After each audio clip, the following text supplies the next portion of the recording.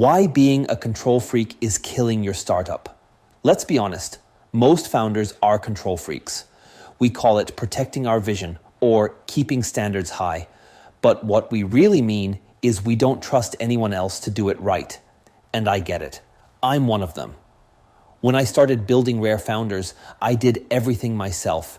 Events, partnerships, sponsorships, content, emails, videos. Not because I love doing all that, but because I thought no one else will do it the way I want. For a while that worked. The community grew, events blew up, and people started calling it the most popular founder event in London. But now I'm hitting the same wall Noam Wasserman wrote about in Harvard Business Review back in 2008, the founder's dilemma. He nailed it. Founders want to be both rich and king, but it's almost impossible to be both. Rich versus King Wasserman studied hundreds of startups and found that every founder eventually faces a brutal choice. Be rich. Build something that scales and raises investment, even if it means losing control. Or be king. Stay in charge, protect your baby, but accept slower growth. Founders who go for rich give up equity, hire strong execs, and share decision-making. Founders who go for king keep control, but often hit a ceiling. Most of us convince ourselves we can do both. We can't. My reality check Rare Founders is growing fast. New partnerships, bigger events, and now a whole data side to the business. But growth means complexity. Suddenly, you need systems, teams, and trust. If you're still running everything yourself, the business isn't scaling. You are. You're scaling your workload, stress, and burnout. For the last 2 years, I've been the king. Every decision went through me because I wanted things done right. But I'm realizing I'm the bottleneck. If I don't let go, I'll end up killing what I built. The emotional trap founders fail not because of product or market, but emotion. We're attached to our startups like parents to a child. We sacrifice everything, then panic when someone else touches our baby.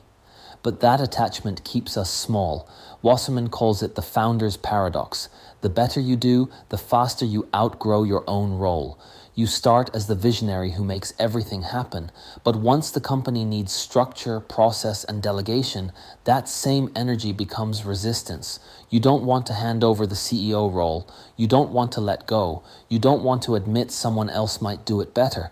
But that's exactly what your business needs. The brutal numbers by the third year, half of founders aren't CEOs anymore. By IPO, fewer than 1 in 4 are still in charge. Not because they failed, because they succeeded. Success brings investors, boards, and specialists. The founder who built the company becomes the one holding it back. The irony, the harder you work to make it big, the faster you make yourself replaceable. The founder ego, I see this all the time in our community. A founder gets traction but refuses to delegate, rewrites every post, double checks every pixel, questions every hire. They say they're protecting quality. They're actually protecting ego. And it's not arrogance, it's fear. When your business becomes your identity, letting go feels like losing yourself. I've felt that too. Every time I delegate and it's not perfect, my brain goes, see, that's why I should have done it myself. But that mindset doesn't scale. It just burns you out and blocks your team. The do-it-all paradox Rare Founders started as a one-man show. No budget, no marketing, just hustle. That worked early on. But the bigger the vision gets, the clearer it becomes. Being the one who does it all turns from strength to liability. The same instincts that got you here might stop you from going further. You're both the reason your company exists and the reason it can't grow beyond you. The let go test. If you're wondering whether you've become that founder, ask yourself, can your team make big decisions without you? Could your company survive a week if you disappeared? Are you hiring thinkers or followers? Do you kill ideas because they're bad or because they're not yours? If most answers are no, congratulations. You're the bottleneck. Control feels safe, but it's an illusion. The tighter you hold on, the slower everything moves. Sooner or later, you'll either let go voluntarily, or the business or investors will take control for you. Choosing. My path, I've been thinking a lot about that rich or king framework. At first, every founder says, I'll have both. You picture scaling globally while still calling every shot. But reality doesn't care what you picture. You either choose growth and share control, or keep control and accept limits. Right now, I'm standing at that junction. Rare founders can stay small and fully controlled, or grow into something much bigger, data-driven, global. To get there, I need to delegate more, trust more, and stop micromanaging. It scares me because, yes, I like control, but if I don't start letting go, I'll choke the very thing I've built. So maybe it's time to stop pretending I can be both rich and king and decide which game I'm playing. What this means for you. If you're a founder reading this, you'll face this choice too. You can keep control, stay small, and protect your vision. Or let go, build something that outgrows you, and accept that others will shape it. Neither path is wrong, but pretending you can have both, that's how startups die. Wasserman found that founders who were honest about their priorities, money or control, made better long-term decisions. Those who weren't clear ended up with neither. If you want wealth and impact, hire smarter people and get out of their way. If you want autonomy, accept slower, steadier growth. The mistake is saying you want one while acting like the other. Learning to let go, I'm still learning to step back without feeling like everything will fall apart. Letting go doesn't mean giving up.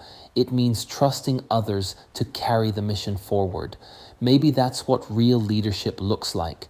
Not being the one doing everything, but building a team that can do it better.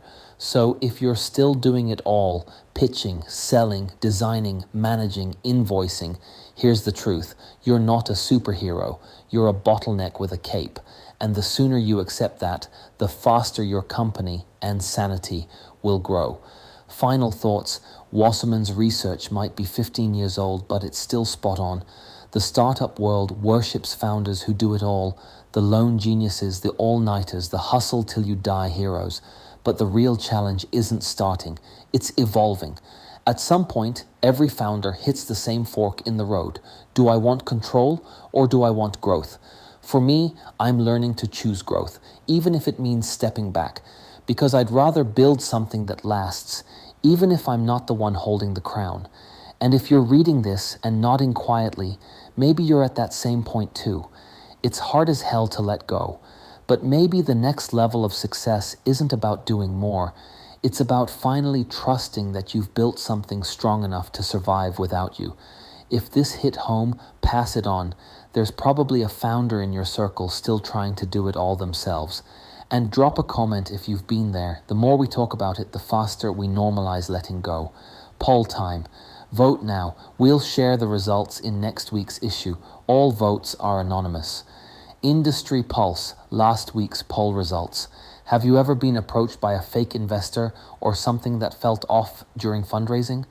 Job board Pilip Samoilenko, background, strategy and finance professional with founder and operator experience.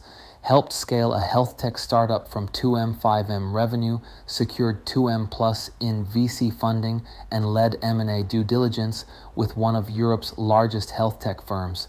Focus areas, product, growth, and strategy. Currently seeking role in VC or a startup scale-up at the intersection of product, growth, and strategy. Contact LinkedIn, Pilip Samoilenko, Eggmail, Com Game Control. What they do, building financial services for vulnerable customers, starting with people recovering from gambling addiction. Their first product, Toivo, is live, while the fintech side remains in stealth. Founder, Jean-Paul Efong Mbome, looking for founding members with early stage tech or fintech experience to join ahead of the next growth stage. Contact LinkedIn, Jean-Paul Game Control, Com, looking for a job or co-founder. We feature up to 3 paid spots per issue. If you want your profile seen by thousands of founders and investors, this is your chance. Submit your profile here to get featured in the next one. Rafe Founders Events, Rare Founders, Open Mic Pitching and Networking, Halloween Special, a high energy, Halloween-themed pitch night where founders deliver rapid-fire ideas, face playful surprises, and compete for investor meetings.